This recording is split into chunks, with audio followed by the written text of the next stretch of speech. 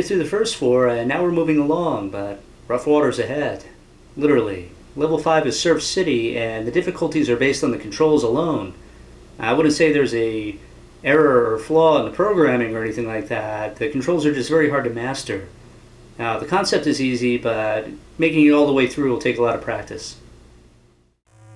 What makes this hard is that you're not just floating down the river, you're skipping, constantly bouncing up and down. Here's what I do in the beginning.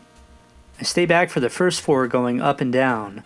I stay up for the 5th, down for the 6th, down for the 7th, up for the 8th, and I stay up and move forward for the 9th and 10th. Pull back and try to time your bounce so that you hit the edge of the waterfall and move forward to grab the one up. I've done this so many times that I don't even think about it, really. The patterns, like many things in this game, are permanently ingrained in my head. The whirlpools are tricky. Don't just stay up or down. You have to jump ahead a little bit as you pass them, then pull back. So work on your timing. Here's the only solid ground section of the level. I opt to ram as many of these life invaders as I can for the points. Don't worry if you miss a couple of your life bars. 2 flies show up a little later and you'll get your energy back. It's the points and the extra lives that matter. Speaking of points, remember what I said in level 1? Give these robots some room to come back so that their heads stay in the frame after you smash them. Then smash their heads for points. It's petty, but like I said, it's a good habit to get into. This upcoming enemy, Big Blag, can be killed easily, so this is what I do. I inch myself forward so that my weapon doesn't fly too far away. I pick it up as quickly as I can and begin to hit him when he's trapped against the confines of the screen. To help my rhythm, I press the B button the exact moment that I hear the sound of him hitting the ground. This rat always reminded me of a kid who I went to elementary school with. I think it's because they pretty much had the same haircut. Okay, so now you're near the end. I don't have a whole lot to tell you here because the mines appear in a different pattern every time that you play. I utilize the width and range of the river as best as I can, you know what I mean? I go up and down, forward and back. After the first waterfall, the speed picks up. What you want to remember is that after the ramp here, there's a 1-up. Push yourself as far forward as you can and line yourself up with the lower third of the river to grab it. Try to line your shadow up with where I put the dotted line. Be sure to pull back and give yourself room after you get it. Also, if you decide on moving in a particular direction to avoid a mine, commit to that direction. Don't hesitate. Look at my movements and hopefully you can get a feel for how to prepare.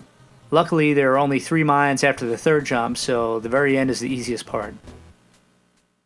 Level 6 is remembered as the Snake Pit, but it's actually called Karnath's Lair. Who knew? It's a classic example of trial and error in video games, whereas you're going to die a few times until you memorize the snake patterns and movements. There are 4 sections, and this one is the easiest, needless to say. It has 3 snakes in total.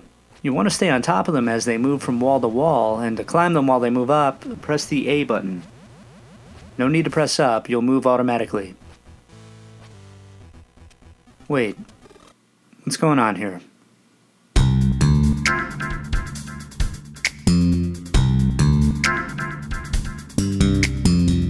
Anyway, you'll have to jump early to anticipate the snakes coming out of the wall.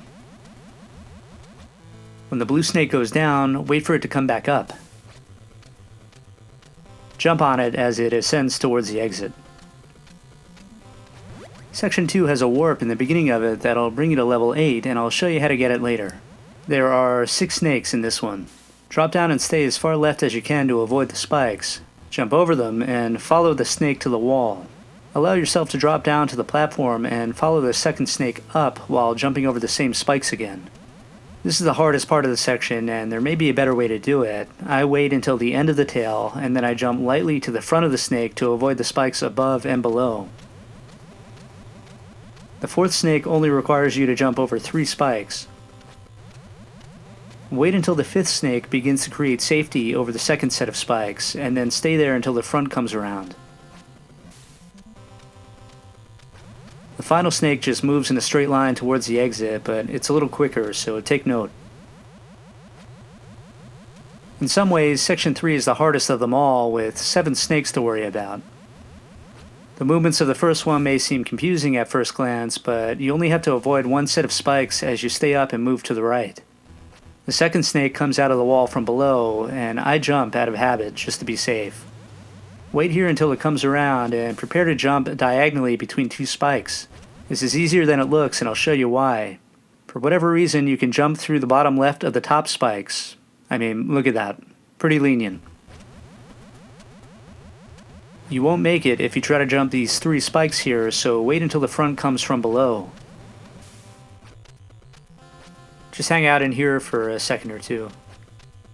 Jump twice over the bottom spikes while avoiding the top one. The next snake is fast, and there is one set of spikes, so be quick. The 5th snake is a gimme as it just brings you to the right. Jump about here to make it through this pattern. And then jump once to make it to the exit. Start this one by abandoning the snake and jumping left to the platforms. Catch up to it and wait for the second of 4 snakes. It comes out from the same hole that you're waiting at. This part really sucks. Run to the left and stay in place, and then time your jump so that you land on the 3rd snake. You can't go wrong here, just follow it to the left. And now the hardest part of the whole level, the final snake. Jump up to land on it, then climb to the top. Run to the left and stay in place until the last possible moment. Then jump to the right and land on the snake to get the hell out of here. The fire zone, or Volkmire's Inferno, is next. You'll see almost immediately that it's very similar to the turbo tunnel in design and concept. The difference that you'll notice right away is that killing the enemies is a quicker process, just one hit. And while this level also ends with a vehicle challenge, getting there is a little more difficult. Say, for instance, these 3 logs. The first one allows you plenty of time to react and jump on it. You can pretty much land on it while it's coming towards you or as it's moving away. The second one isn't like this though.